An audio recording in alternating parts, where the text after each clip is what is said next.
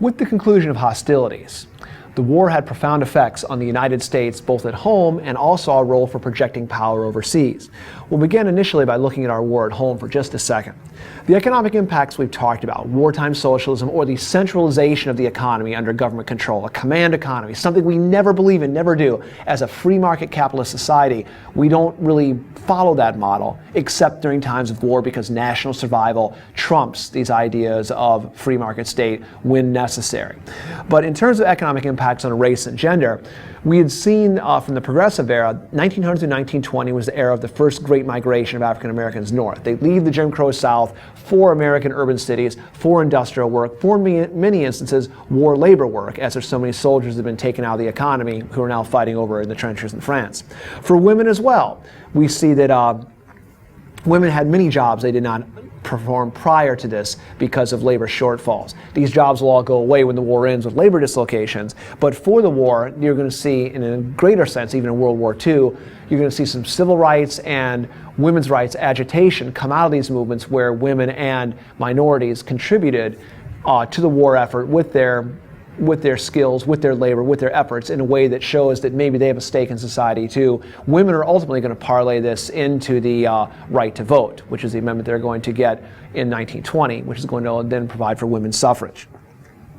So in terms of selling the war to the American people, the Committee of Public Information, the so-called Creel Committee, the Creel Committee, or Committee of Public Information, presented to press and public all kinds of government's positions and policies, advocated for stirring up patriotism for the war, pushed for the bond drives, Liberty bond drives, and is going to generate public opinion to a patriotic frenzy.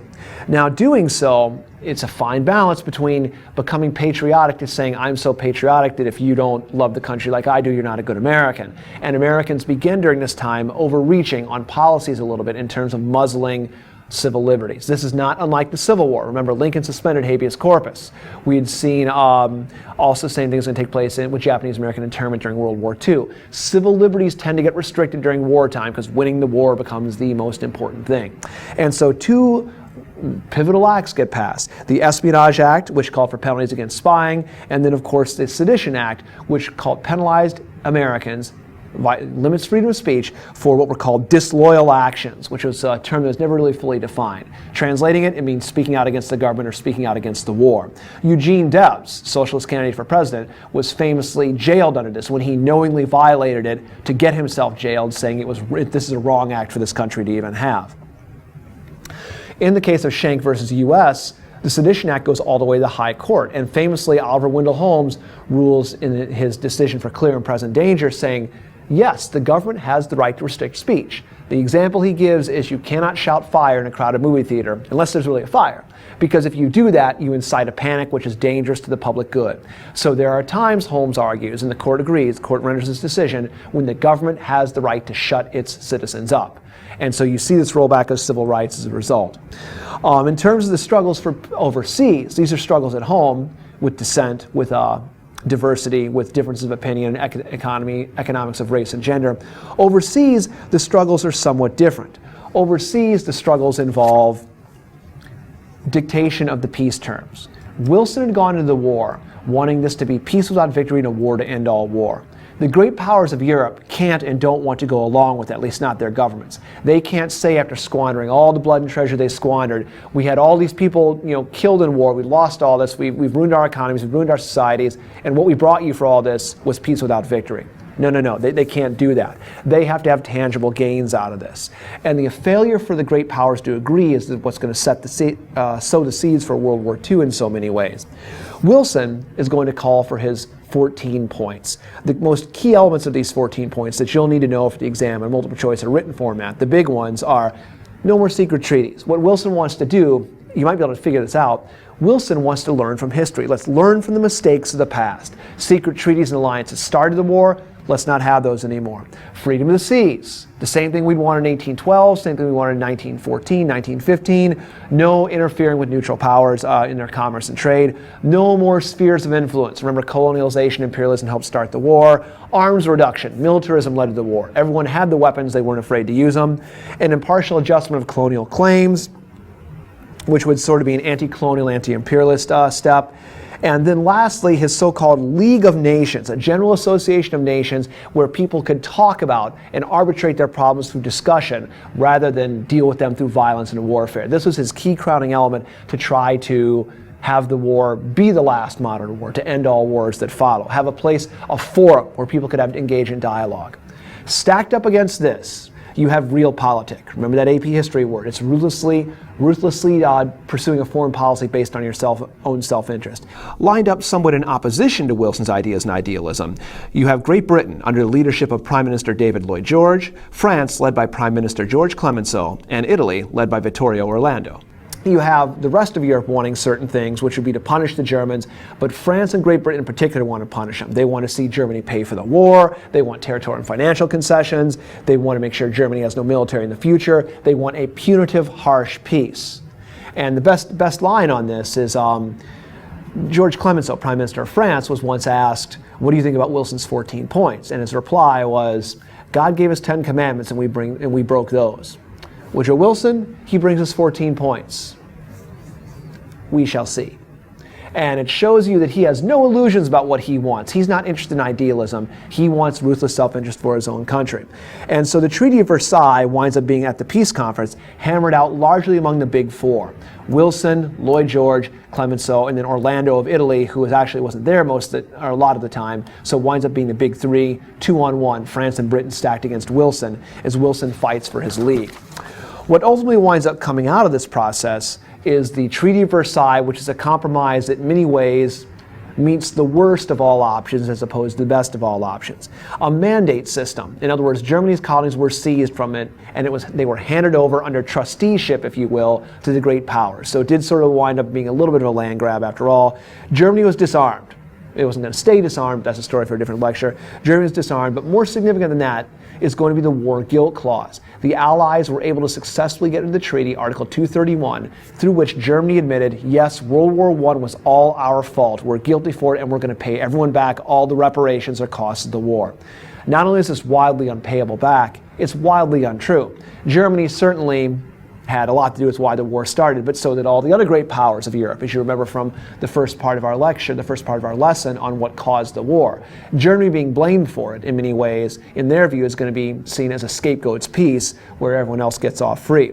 And then Article 10, the Charter of the League, the Collective Security Clause, which is going to put all problems before the League and require all member nations to devote resources and allocate resources and follow binding League decisions, was going to create controversy, not so much in Europe, but more here in the United States.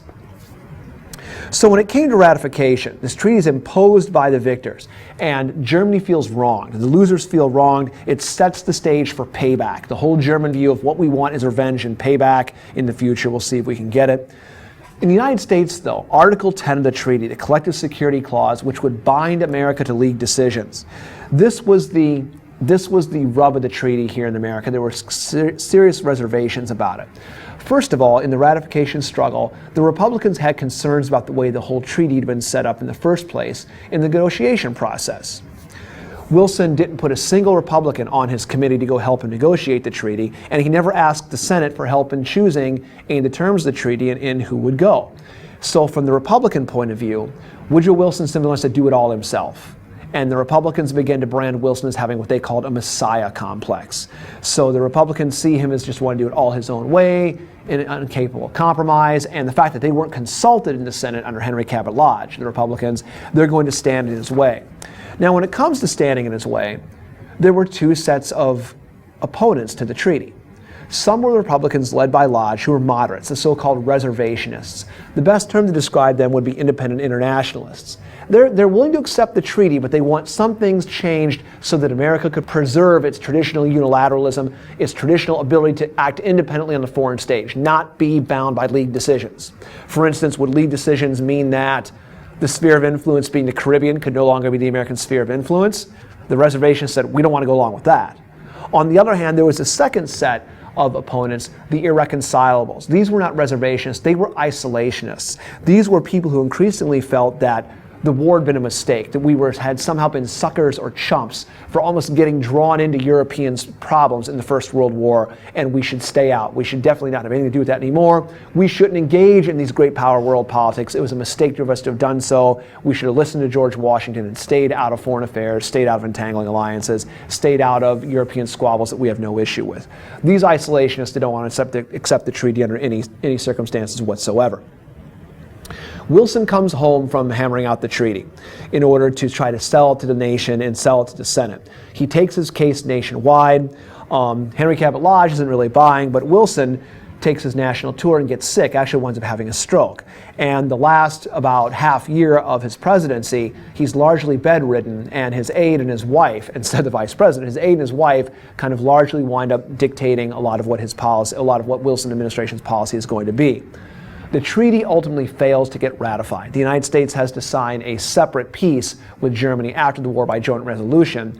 And so this is where the treaty is the worst of all worlds. The United States never being in the League means that collective security is not going to work. The French and British aren't going to be guaranteed to have American might on their side should Germany ever rearm or get powerful again. And the Germans, for their part, while being denied that, are being punished enough that they're going to see the war as being not their fault, and they're going to see them as being victims in many ways.